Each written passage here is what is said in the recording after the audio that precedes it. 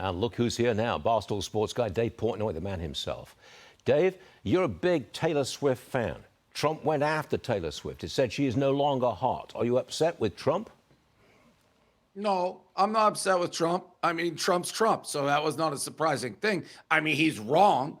Like, you can't be more wrong about anything. Taylor Swift is as hot as she's ever been in the streets. She hasn't put out new music, but if she said, hey, snap my fingers, I want to sell 500,000 or a million tickets in 3 seconds and break Live Nation, she'd do it. So listen, Trump goes on a rant. Something made him upset, but he couldn't be more wrong about this if his life depended on it. Taylor Hutt is the #1 musician in the world, and there's nobody particularly close. What do you think of Bruce Springsteen? He went on an anti-Trump rant a couple of times, actually, during his overseas tour.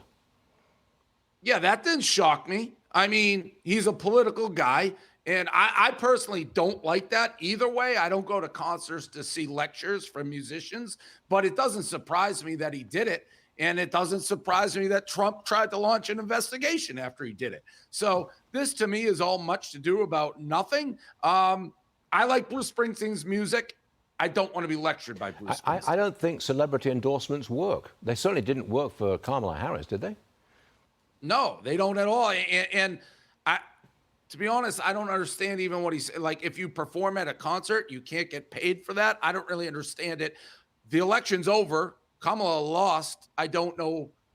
I mean, I think sometimes Trump is like me or you. We're sitting around and we got our phone in front of us and we like to shoot off some tweets. And then we wake up the next morning like, oh, I said that? Like, I mean, are we really going to launch an investigation into whether these people got paid to produce at a concert of a tour of an election they lost?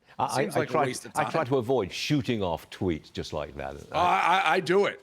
That's how I do. land myself in hot water time to time. That's why people follow you so closely. All right, next one, Dave. You say the Democrats, let's get serious. You say Democrats covered up Biden's mental decline and everyone with 2 eyes could see what was going on. So the question remains, who was running the White House? Great question. And this is a question I think people deserve answers to. I mean, you know, you got Chuck Schumer, you got Pelosi, Obama, whether he's involved. And obviously Kamala knew too. She's famously said, I'm the last person in the room at these decisions. This was one of the great scandals, I think, in American politics. You had a president who clearly was in decline. And it didn't take a rocket science to say this. The right was saying it. I was saying it. And we were shouted down like we had some political agenda. So I don't know who was making the decisions. I don't think it was him. And I think they were trying to hold on to power. But this, to me, is not something. What drove me nuts and brought up is everyone was asking Chuck Schumer and Jeffries about this. And they're saying, we're moving forward. We're moving forward. We're moving forward. No, this is something, forget the musicians. This is something that I do think should be investigated. Yeah, I just wonder if we'll ever find out who really did call the shots. Who named all those people in the thousands of pardons that Biden handed out at the very end? Who actually signed the pardons with the auto pen? Who was operating the auto pen? Who decided that, All yes, great we're going to questions. give an extra $100 billion to the Green New Deal in the final days of the administration? Somebody did that, and it probably wasn't Biden. It 100% wasn't Biden, and that's the scariest part of the whole scandal. And to be honest, I believe if Kamala had won the election, those same people would be running the government. Yeah. We don't even know who those people are. So it's something out of like, you know, a movie almost, where you have a president who is incapable of doing his duties, yet is still being propped up to run the country. It's a crazy scandal. It really is. I'm going to change the subject, Dave. I want to tell you about the racehorse named Varney. A viewer bought that horse for $700,000 and named it after me. And it ran this weekend, and it won.